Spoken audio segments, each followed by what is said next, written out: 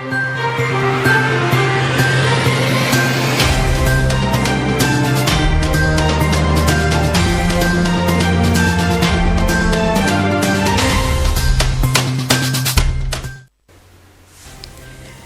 evening. You are watching DBS TV and this is the news. The fruits of the race to select 70 regional delegates and 20 traditional representatives for Littoral Region was officially published in Bonanjo Court of Appeal on Tuesday, December 8, 2020. The race that pitched 5 political parties in the region has set the CPDM party emerging victorious in Mungo, Nkam, Vuri and Sanaga Maritime divisions, thereby giving the party a landslide victory, securing all the 70 seats. At the level of traditional leaders, elected candidates considered this as an opportunity to serve Cameroon. Very, very delighted to have been elected because it's the very first regional council that is being settled. So I've spent more than 30 years working in administration, public health administration, and when in retirement I have this opportunity to be elected, I'm very glad. With elections over, these delegates will now have to keep aside their party colors. I think if we decide within this regional council to work for development, not for politics, it is very important.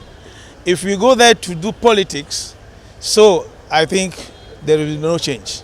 But if we are there for development, since the regional council's role is to promote development, if we talk about development, if we promote development, things will change for everyone.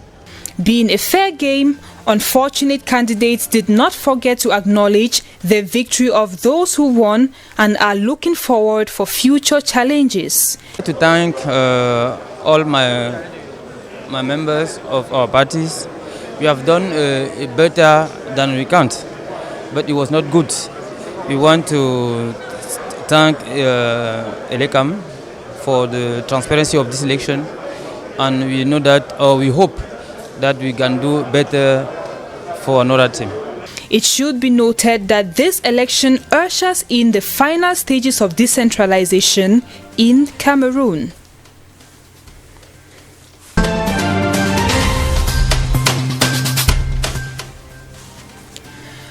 591 municipal councillors in the Adamawa region honored the December 6 rendezvous for regional elections in Cameroon.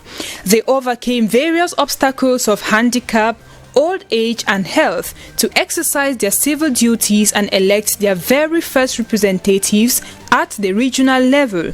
This to the satisfaction of Governor Kyudadi Buka and other observers. We are happy to note that everything is set and all the electors from the councillors or from the chiefs are present. They are accomplishing their civil rights without hindrance. In the various divisions of the region, they undertook the electoral process to vote 70 representatives from their divisions for the regional level. In the election, the Cameroon People's Democratic Movement (CPDM) stood against the National Union for Democracy and Progress (UNDP), which carried a final and overwhelming victory in the Adamawa, according to results from vote counting on election day in the various polling stations. These elected councillors are a proof of a new dawn for decentralization in Cameroon, says Governor Kyudadi Buka. These very important processes will complete all the processes of decentralization in our country. At the end of this process, an executive bureau will be set up. That bureau will run the local affairs of the region, of the whole region. I think it would be very important because the competencies will be transferred to the local basis, and now everybody will henceforth participate in the management of local affairs. They will have major task of ensuring developmental projects for the region. We are going to have a new organ which is called regional executive. Will carry out all the operations, social operation, economic operation to develop our area. The UNDP party counts 56 representatives in the regional council, thus will lead the council as opposed to the CPDM with 14 after winning in the Mbere division. According to political observers, the UNDP's victory in this region is no surprise, as the party chaired by Bello Buba Maigari has been rapidly gaining grounds in the Adamawa. They add that the party's unity and developmental works gave them an advantage to the CPDM that has been plagued by quarrels and rivalry amongst candidates.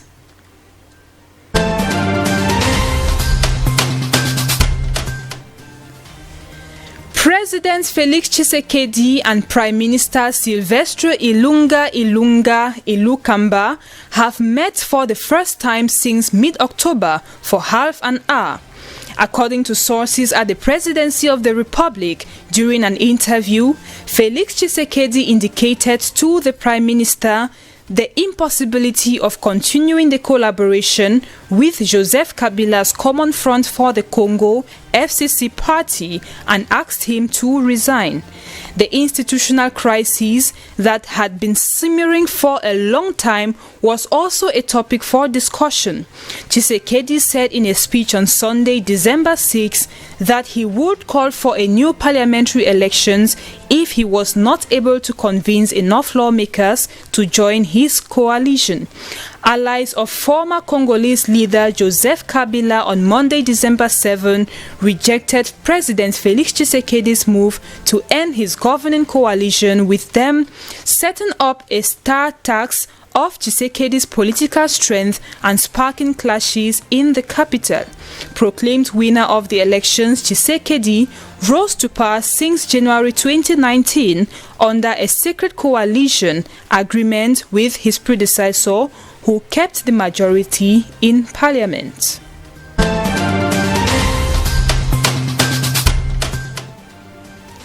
Still in the Democratic Republic of Congo, political allies of former Congolese leader Joseph Kabila have trashed the country's parliament in the capital, Kinshasa, after President Felix Tshisekedi moved to end the country's fragile governing coalition. Tshisekedi's government had been at loggerheads with members of parliament loyal to his powerful predecessor, who commands more than 300 seats in the 500-member parliament, increasingly at odds with supporters of the president. Amid a deepening political crisis, Tshisekedi early this week said he planned to form a new majority coalition and warned he might be forced to dissolve parliament and hold fresh elections if he was not able to convince enough legislators to join. The announcement sparked violent scenes in parliament on Monday, with sources close to the assembly's pro-Kabila speaker charging that legislators of Tshisekedi's party went on the rampage, destroying desks and chairs. Tshisekedi, meanwhile, held emergency talks with pro-Kabila Prime Minister Silvestre Ilunga on Monday afternoon, Ilunga's officials said, adding that he has been called upon to resign, as seen in the previous news story.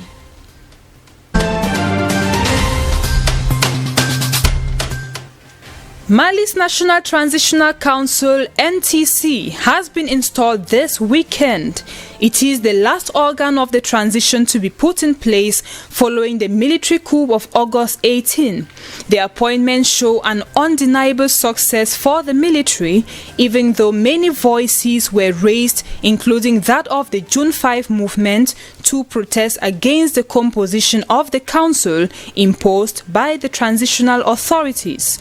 Many still do not agree with the installation of the final list of those who make up the NTC. The National Committee for the Salvation of the People, CNSP soldiers who carried out the coup d'etat of August 18 are still accused by a large part of the Malian political, trade union and associative organizations of imposing their choices in an arbitrary, even authoritarian manner, and of seeking to militarize the transition government. Most of these organizations, however, do have members in the council. At M5RFP, for example, the movement which led the protest against former President Ibeka denounced the hold-up of the transition by the military and refused to sit on the CNT, although several of its members have been appointed to it. This is supposed to play a crucial role in the transition to civilian rule within 18 months.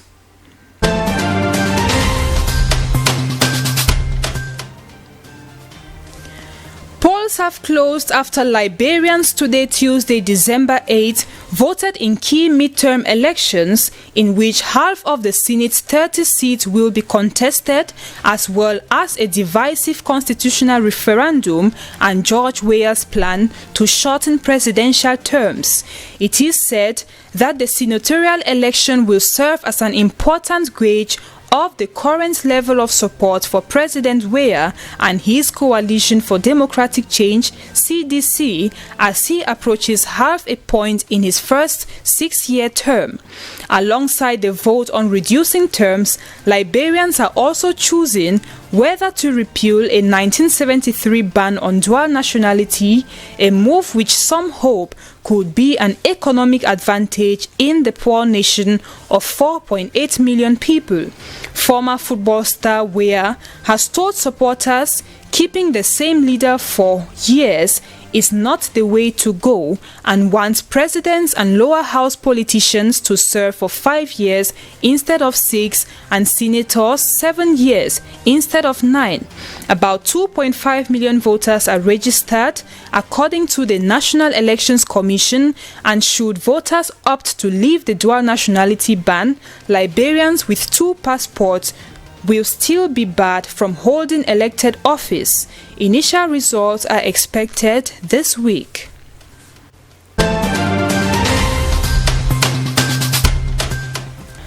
Following the presidential and parliamentary elections in Ghana, Monday, December 7, votes are being counted. A total of 38,000 polling stations were set up to be used by the country's 17 million voters who lined up to pick a president among 12 candidates and members of parliament for 275 constituencies.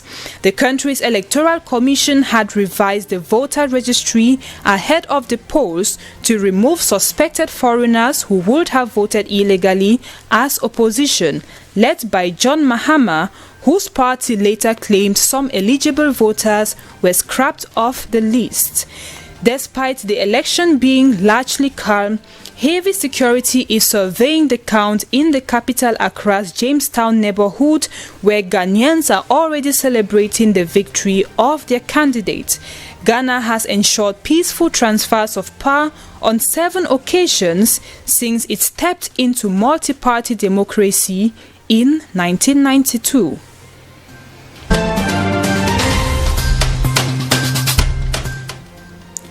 Moving out of Africa, British health authorities have begun rolling out the first doses of a widely tested and independently reviewed COVID-19 vaccine on Tuesday, December 8, starting a global immunization program that is expected to gain momentum as more serums with approval. A retired British shop clerk, Margaret Keenan, who turns 91 next week, received the first shot on what public health officials have dubbed V-Day.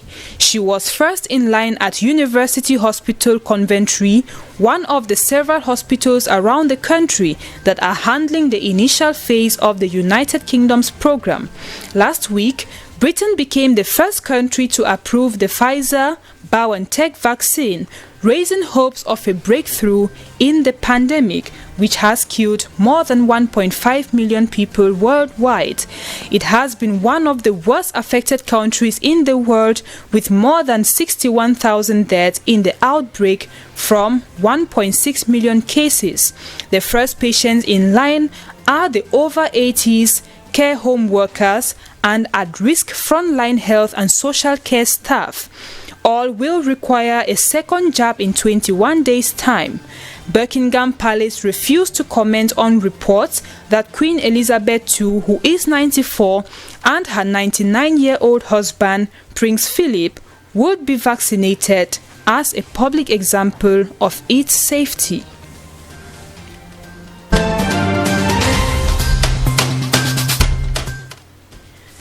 The European Union has agreed to establish a regime similar to the Magnitsky Act in America that will allow the 27 members bloc to sanction those responsible for human rights abuses.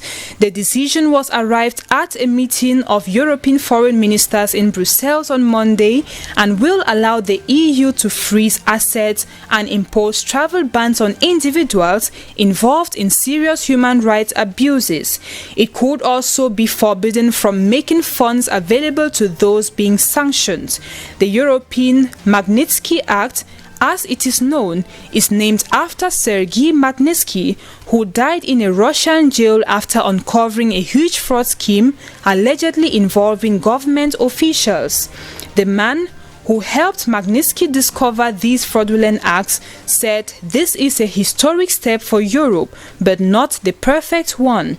The criteria for sanctions will apply to acts such as genocide, crimes against humanity, as well as torture, slavery, extrajudicial killings, arbitrary arrest, or detentions.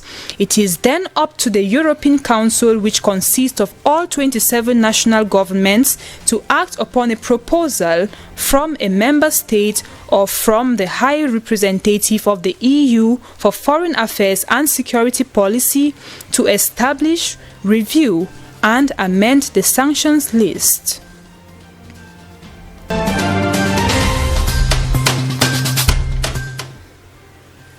And given that concerted efforts are made towards arriving a Brexit deal before January 1, UK Prime Minister Boris Johnson is set to travel to Brussels in the coming days in a bid to wrest a last-minute post-Brexit trade pact with the European bloc. The two sides remain divided over fishing rights, rules for fair trade, and an enforcement mechanism for regulatory standards after Britain's withdrawal from the single market rules on December 31. The last round of negotiations broke up on Monday without an agreement between EU Chief Negotiator Michel Barnier and his UK counterpart David Frost. After the last session in Brussels, and with just over 3 weeks until Britain leaves the single market, UK Prime Minister Johnson talked to EU Chief Ursula von der Leyen and secured an invitation to head over in person. It was not immediately clear whether Johnson's visit would be a separate event or whether he might be slotted in ahead of EU summit that begins on Thursday, with the other 27 EU leaders meeting in person.